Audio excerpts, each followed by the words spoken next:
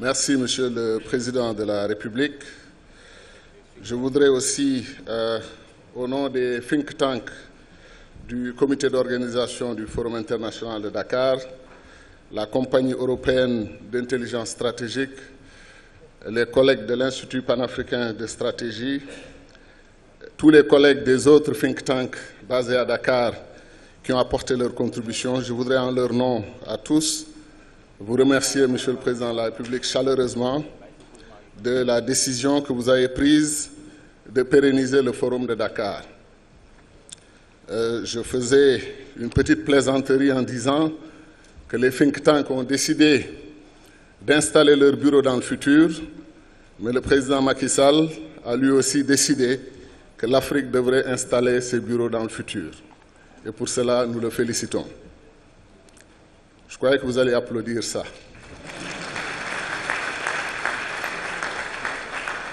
C'est important parce que l'Afrique semblait s'être auto-exclue de la réflexion stratégique sur les questions de paix et de sécurité.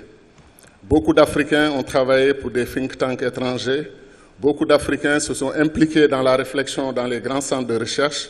Mais sur le continent, et spécifiquement, les Africains n'avaient pas une certaine visibilité. On doit remercier le sommet de l'Élysée sur la paix et la sécurité, pour la paix et la sécurité en Afrique. C'est lors de ce sommet que nos chefs d'État ont décidé de confier au président Macky Sall et au Sénégal l'organisation d'un forum sur la paix et la sécurité en Afrique. Et c'est à l'issue de ce sommet l'année dernière, qui avait connu déjà un très grand succès, que le président Macky Sall avait estimé que ce serait une perte que d'arrêter tout cela à une seule expérience et qu'il serait bien de pérenniser le Forum de Dakar et chaque année d'inviter les universitaires, les chercheurs, les intellectuels, les chefs d'état-major, les diplomates, les ministres à venir à Dakar, partager leurs réflexions et échanger. Et c'est pour cela que nous sommes ici aujourd'hui. Le Forum de Dakar a cette particularité, comme les grands forums du genre Shangri-La, Manama, le Forum de Munich sur la sécurité, le Forum de Halifax au Canada sur la sécurité, a la particularité d'être informel, c'est-à-dire que les participants sont invités à s'exprimer librement avec la garantie que leurs propos resteront confidentiels en ce sens qu'ils ne sont pas cités directement par leur nom. Et ensuite, c'est un forum hybride où on met ensemble différents groupes, comme les diplomates, les militaires, les chercheurs, etc., les ministres, les autorités, les décideurs, ceux qui pensent mettre tout le monde ensemble et permettre un échange fécond sur nos différentes expériences et nos différentes approches. Ensuite, c'est un forum panafricain. C'est extrêmement important pour nous d'insister sur ce point.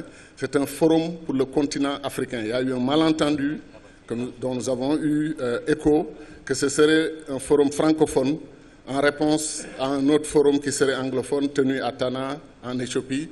Ce n'est pas vrai, on le dit devant tout le monde. Ce forum est un forum panafricain qui concerne tous les Africains, swahiliphone, arabophone, anglophone, hispanophone, mandingophone, pularophone, tous les phones qui existent dans le monde sont concernés par ce forum. C'est important d'insister.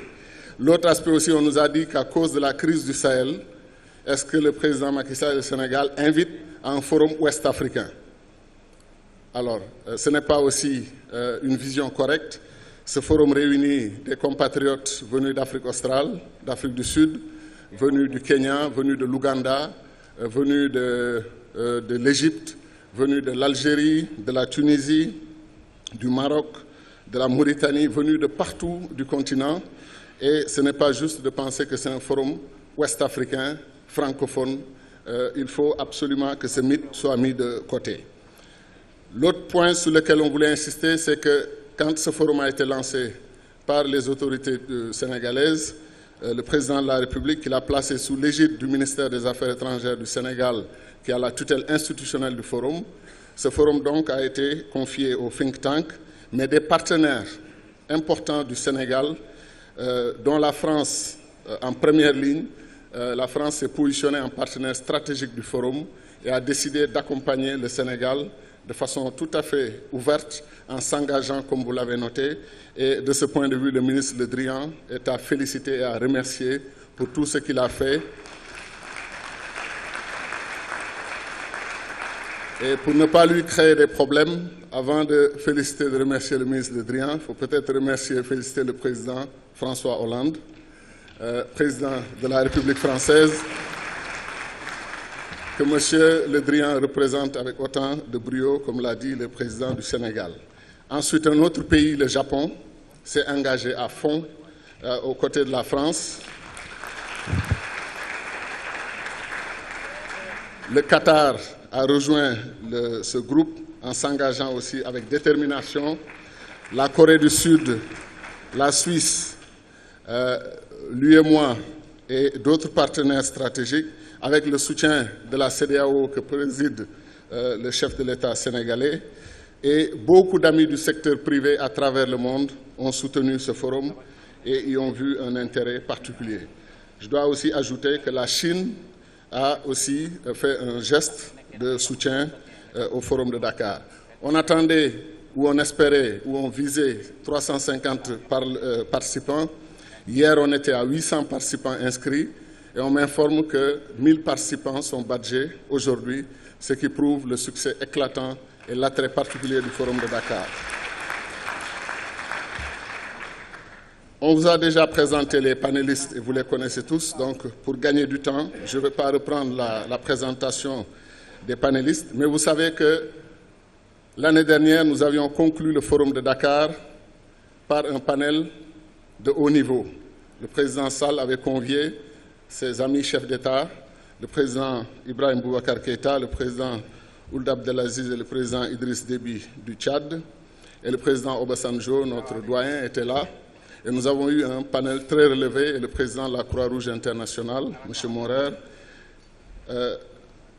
Cette année, nous avons décidé que le panel de haut niveau devrait aussi poursuivre la réflexion et être un panel d'orientation, un panel qui aide les participants non pas à présenter les conclusions de leurs travaux aux décideurs, mais d'entendre les décideurs sur les thèmes que les panélistes vont discuter. Je disais à mes frères premiers ministres du Togo et du Gabon, il y a beaucoup d'Africains qui sont injustes par rapport à nos décideurs. Ils ne pensent pas qu'eux aussi sont des citoyens africains qui réfléchissent, qui se posent les mêmes questions, qui ont des préoccupations et qui ont des questionnements sur un certain nombre de sujets brûlants. Et donc, il faudrait qu'eux aussi, non seulement ils agissent comme décideurs, mais qu'ils puissent aussi dire leurs préoccupations en tant que citoyens africains. Donc, voilà en gros le cadre de la discussion. Je vais maintenant dire quelques éléments qui nous semblent importants pour la discussion de tout de suite, en rapport déjà avec ce que nous avons entendu dans la plénière de ce matin. Y a-t-il un lien direct entre terrorisme, pauvreté et exclusion sociale? Les abus et excès d'une économie mondiale globalisée, injuste pour les démunis et qui a marginalisé des pans entiers de l'humanité, est-ce que ça a contribué à une sorte de rejet et de comportement terroriste? Les injustices politiques structurelles de ce monde, comme la question de la Palestine, est-ce que ça a inspiré des jeunes à travers le monde à penser qu'ils devraient agir et se sont laissés embrigader et se sont laissés radicaliser? Est-ce que les interventions militaires des puissances du monde dans d'autres pays, par des actes de guerre pour obtenir un changement de régime, est-ce que ces interventions militaires, ces actes de guerre non suivis, comme ça a été dit ce matin, d'actes de paix et de construction et de remise sur pied des institutions, est-ce que cela peut aussi expliquer la détérioration de la situation mondiale sur la question de la sécurité en général et la question du terrorisme en particulier? Qu'attendent les citoyens africains de leurs leaders sur la question du terrorisme, sur la question de la sécurité et sur la question d'un nouveau partenariat avec les institutions internationales et les nouveaux partenariats bilatéraux? Juste avant de poser ma première question, j'ai failli omettre la liste des ministres représentant leur pays qui sont présents dans cette salle, États-Unis, Cameroun, Roumanie, Afrique du Sud, Tchad, Mauritanie, France bien sûr, Mali, bien sûr, Burkina Faso, Côte d'Ivoire, Guinée, Japon, Congo, Algérie, Kenya, Égypte et Niger. Voilà en gros donc pour les pays qui sont fait représenter à un niveau ministériel. Alors, on va peut-être poser la première question à Monsieur le Président de la République du Sénégal. Est-ce qu'il a une réflexion, un propos sur les 3 thèmes qui ont été retenus pour ce forum? Le thème du terrorisme, il a déjà fait une allocution d'ouverture où il s'est prononcé sur ces questions.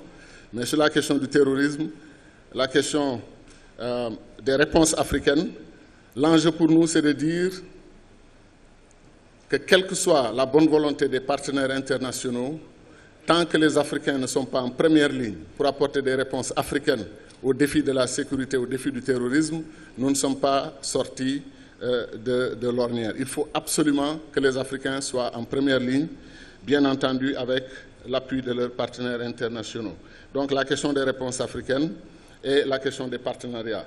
Est-ce que, Monsieur le Président, vous voulez ouvrir le débat sur cette question? Merci beaucoup.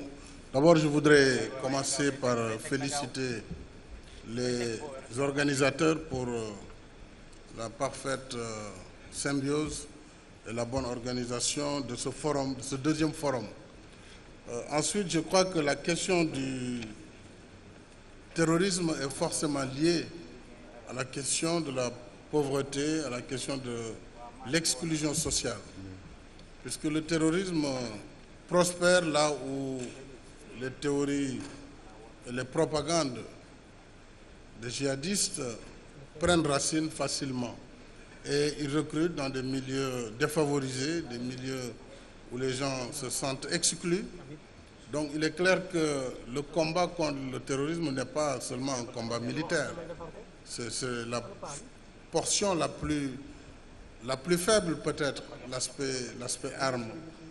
Nous devons travailler à donner des perspectives à la jeunesse africaine pour ne pas la laisser entre les mains de propagandistes et djihadistes. Nous devons faire en sorte également que l'exclusion sociale soit combattue et que des politiques d'inclusion soient élaborées.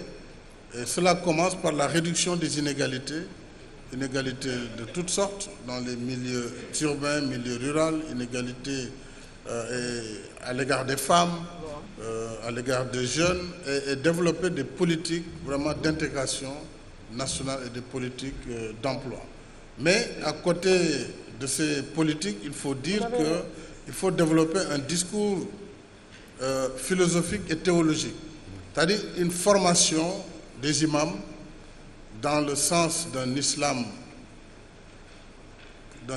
tolérant, puisque c'est le modèle d'islam que nous avons adopté depuis que l'islam a pénétré en Afrique, en tout cas dans la sous-région Afrique de l'Ouest. C'est un islam tolérant. Et nous ne saurions accepter chez nous qu'on vienne nous imposer une autre forme de religion qu'on n'a pas connue jusque-là comme islam modéré et tolérant. Et donc ça, c'est une question de la société toute entière. Ce n'est pas seulement l'affaire des États. Lorsque l'on voit des formes nouvelles, par exemple de port de voile intégral dans nos sociétés, alors que ça ne correspond ni à notre culture, ni à nos traditions, ni même à notre conception de l'islam, nous devons avoir le courage. Nous devons avoir le courage de combattre cette forme excessive de nous imposer, n'est-ce pas, une manière d'être. Et c'est de la même façon, le même refus que je pose également à d'autres modèles qu'on veut nous imposer. C'est-à-dire que nous ne pouvons pas accepter que des modèles qui viennent de je ne sais d'où soient imposés en Afrique parce que simplement les Africains sont pauvres, il faut financer des mosquées, il faut financer des écoles, donc il faut leur imposer une culture ou une tradition. Nous devons le refuser en tant qu'Africains. Nos sociétés civiles doivent être à la pointe de ce combat. Nos hommes politiques doivent assumer également pleinement et à la lumière du jour la lutte contre le terrorisme. Nous venons d'arrêter des imams au Sénégal, quelques-uns. J'ai entendu des hommes politiques essayer de faire le lien. Je les invite à faire très attention. Et aussi, je peux dire ici que la lutte contre le terrorisme ne saura tolérer ce genre d'écart, parce qu'il s'agit de la sécurité nationale, il s'agit de la sécurité des personnes et des biens. On ne saura, pour des raisons politiciennes, tolérer un certain type de discours, et cela, tout le monde doit le comprendre. Je pense que donc, la lutte contre le terrorisme va appeler, bien entendu, une grande coopération, puisque nous sommes dans un bloc d'intégration, où nous disons la libre circulation des personnes et des biens. Donc cela favorise, bien entendu, les crimes transfrontaliers. Cela favorise une circulation aussi des terroristes en toute liberté, puisqu'on n'a pas besoin de passeport pour passer d'un pays à l'autre. Alors, il y a à la fois nécessité de poursuivre le processus d'intégration, qui est un processus aujourd'hui irréversible, mais il faut en même temps prendre les mesures de contrôle aux frontières et de contrôle dans les territoires qu'impose la situation actuelle. Enfin, l'autre aspect, c'est le partenariat. Je crois que l'Afrique a suffisamment de bras si elle est accompagnée dans la formation de ses forces armées, de ses forces spéciales, pour prendre en charge les problèmes du continent. Bien entendu, nous avons besoin de coopération, de formation, mais si l'on considère les moyens importants déjà dégagés par les Nations Unies dans le cadre des missions de maintien de la paix sur le continent, pour moins de la moitié, on aurait pu régler véritablement la prise en charge, en tout cas des terres d'opération telles qu'ils se posent. Et j'aime toujours citer le cas de nos pays lorsqu'il s'est agi de la MISMA avant la MINUSMA au Mali. Lorsque le pays a été agressé et que spontanément les pays africains ont décidé d'envoyer leurs troupes sans mandat, parce que la solidarité africaine nous y obligeait, nous avons pu, en tout cas pour ce qui concerne le Sénégal, engager nos troupes, et ils ont fait 2400 km en voiture pour être à Kidal, par la route. Donc on aurait pu, avec un peu plus de coopération, quand même trouver des moyens aériens qui seraient plus faciles pour déporter toutes ces forces. Je veux dire, nous avons les hommes, nous avons la jeunesse prête à mourir pour le continent, nous avons des soldats prêts à mourir pour la sécurité et la paix de ce continent, mais nous avons juste besoin davantage de ressources. Évidemment, il faut que chacun de nos pays fasse le minimum pour remettre à niveau ses forces armées. Il faut aussi que nos armées soient des armées nationales, pas des armées tribales, pas des armées politiciennes, mais des armées au service de la nation, au service des républiques et au service de la sécurité et de la paix en Afrique et dans le monde. Voilà, monsieur le ministre d'État, ce que je voulais dire en guise d'ouverture. Merci. Merci beaucoup, Monsieur le Président de la République. Monsieur le Premier ministre du Togo, est-ce que vous voulez ajouter quelque chose aux commentaires de Monsieur le Président sur les 3 thèmes du forum? Merci. Je voudrais avant toute chose remercier Monsieur le Président, Son Excellence Macky Sall, pour l'accueil qui nous a été réservé et également lui transmettre les salutations fraternelles de son homologue, ami et frère du Togo, qui a vraiment voulu venir personnellement discuter, échanger avec tous les autres pays ici présents, mais des imprévus de dernière heure l'ont empêché et c'est pour ça qu'il m'a délégué pour venir le représenter. Donc, je vous transmets les salutations de votre homologue. Maintenant, pour revenir à la question, je crois que c'est le président de la République a tout dit. Quand il parlait, je voyais aussi en lui un stratège militaire, parce qu'il a abordé toutes les thématiques telles que vous l'avez évoquées. Nous pensons que le terrorisme aujourd'hui est un mal qui n'épargne aucun pays. Si aujourd'hui un pays se sent un peu à l'abri, nous l'invitons à se poser la question: pour combien de temps?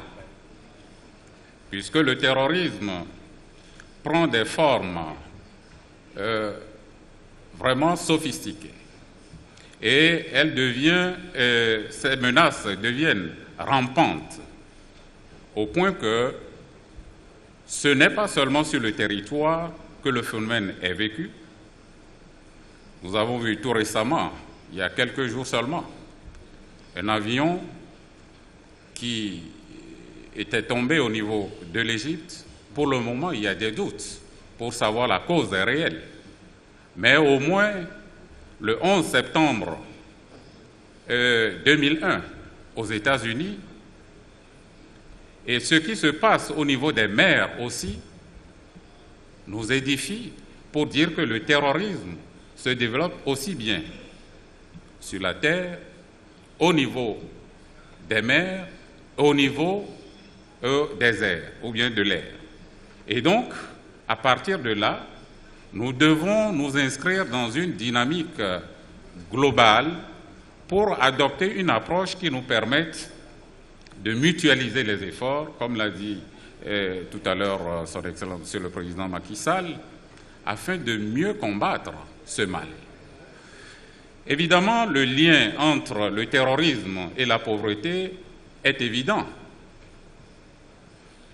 Lorsque nous analysons le phénomène de la migration aujourd'hui, les gens qui acceptent mourir à la recherche du bien-être, ces mêmes personnes, lorsqu'on leur propose un Eldorado, comme quoi si vous adhérez à telle idéologie, voilà le gain que vous tirez, les gens n'hésitent pas. Et donc, si nous luttons contre la pauvreté, évidemment, il y aura moins de partants pour alimenter ces différents réseaux qui cherchent à déstabiliser nos États, à créer la désolation au niveau de nos populations. Et donc, nous pensons fermement que le lien entre la pauvreté et le terrorisme est très, très étroit. Maintenant, les réflexions de ce genre doivent permettre à nos pays africains de voir dans quelle mesure nous devons partager les expériences. Et comme vous avez évoqué aussi le problème de partenariat, c'est vrai, aucun pays à lui seul ne peut se permettre de lutter efficacement contre. Donc certainement, c'est dans un cadre global et nous avons besoin de l'expertise de nos partenaires qui ont de l'expérience, notamment pour ce qui concerne la lutte contre la piraterie. Justement, le Togo se prépare avec l'appui de l'Union africaine à organiser dans le processus de ce que nous sommes en train de vivre aujourd'hui, dans la dynamique de ce qui avait été fait au niveau du Cameroun, pour que nous puissions essayer de voir comment, ensemble, on va affiner les stratégies pour mieux combattre le phénomène et mettre notre continent à l'abri. Je termine, Monsieur le ministre, pour dire que 90% des flux commerciaux en import et export passent par la mer. Et avec ce que nous vivons particulièrement dans le golfe de Guinée, où il est dit en moyenne une tentative de piraterie par semaine, une tentative réussie ou échouée, en moyenne par semaine, c'est inquiétant. Si 90% des flux commerciaux passent par la mer et que cette mer ne peut pas être abordée sereinement, nous pensons qu'il y a un problème en la matière et c'est pour ça que la rencontre de Lomé, qui évidemment aura lieu probablement au premier trimestre du mois de l'année 2016, sera aussi une occasion pour que nous puissions continuer dans la dynamique de ce qui se fait aujourd'hui à Dakar pour qu'ensemble, on arrive à combattre ce mal qui n'épargne aucun pays. Merci beaucoup. Merci, Monsieur le Premier ministre. Monsieur le Premier ministre du Gabon, je voulais vous poser une question un peu plus spécifique. Deux pays de votre sous-région, le Tchad et le Cameroun, ont rejoint l'effort de combat contre Boko Haram au Nigeria. Le Nigeria et le Niger sont deux pays de l'Afrique de l'Ouest et vous êtes ces deux pays sont des pays de l'Afrique centrale. Est-ce que cela veut dire que les Africains sont prêts maintenant à faire un effort transrégional? On me rappelle qu'il y a un sommet prévu entre nos deux communautés régionales pour réfléchir ensemble sur ces questions de paix et de sécurité. Est-ce que donc cela veut dire que nous vivons un nouveau temps en Afrique où la mutualisation et le renforcement des capacités nationales de nos pays vont s'articuler avec une démarche aussi bien régionale, mais qu'une démarche interrégionale ou transrégionale? Monsieur le Premier ministre. Merci, Monsieur le Président. Je voudrais, à l'entame de mon propos, m'acquitter d'une tâche importante, c'est celle d'excuser Son Excellence le Président de la République du Gabon, Son Excellence Ali Bongo Ondimba, qui, pour des raisons indépendantes de sa volonté, n'a pas pu faire le déplacement du Sénégal. Il m'a demandé de le remplacer au pied levé, j'en suis extrêmement honoré. Je voudrais dire qu'il aurait bien voulu répondre à l'invitation de son frère, ami le président du Sénégal. Malheureusement, l'agenda international ne l'a pas autorisé. Je voudrais aussi, Monsieur le Président, avec votre respect, vous remercier pour l'accueil extrêmement chaleureux que nous avons reçu depuis que nous sommes ici au Sénégal, moi et l'équipe qui m'accompagne. Maintenant, concernant les problèmes de terrorisme, je voudrais vous dire que l'Afrique centrale est en crise. Il serait trivial de le dire. Autant au golfe du Guinée, je citerai quelques pays, le Tchad, le Cameroun avec Boko Haram, le Burundi, vous le savez très bien, on arrive en République centrafricaine et on arrive au Gabon. Le Gabon n'est pas en reste. La piraterie maritime et surtout ce qui est important, c'est que le terrorisme a touché l'exploitation illégale de nos ressources. Nous avons une zone de non-droit aujourd'hui au Gabon où les gens sévissent sans contrôle. Une zone frontalière entre le Cameroun et le Congo, la frontière de Mikébé. Et il y a le trafic d'êtres humains, il y a le trafic de matières premières, des éléphants et autres, j'en passe. Donc c'est un problème qui ne peut pas laisser indifférent un gouvernement. Donc face à cela, que faire? Bon, bien sûr on dit aide-toi le ciel t'aidera. Il faut une solution africaine, c'est vrai, mais les problèmes sont tellement importants que la solution africaine, ce ne peut suffire. Parce que, naturellement, je souscris à tout ce qu'a dit le président de la République, mais parce que le fait de lutter contre le terrorisme, ça amène des moyens énormes. Et malheureusement, pour les pays en développement, ces moyens sont distraits pour le développement. Et la pauvreté pour laquelle nous luttons, on a une espèce de pauvreté qui s'enchaîne à la pauvreté, parce que les maigres ressources que nous avons sont distraites pour lutter contre le terrorisme. Donc, ce problème, il faut le prendre à bras le corps. Je crois que seul, on ne peut y parvenir, donc il faudrait mutualiser naturellement nos moyens et personne ne peut dire le contraire. Naturellement, nous avons besoin de la coopération internationale, nous avons besoin de la coopération multilatérale, nous avons besoin aussi de la coopération bilatérale. Bon, il y a des forts d'inertie qui font que dans certaines provinces, le micronationalisme, les problèmes de frontières font que les gens ne veulent pas se mettre ensemble. Mais je crois que c'est un processus irréversible si nous voulons combattre ce mal. Mais concernant votre question en tant que telle, je vous dirais d'abord pour votre gouvernement que le Gabon a toujours été présent dans tous les conflits en Afrique centrale. En ce qui concerne en tout cas la République centrafricaine.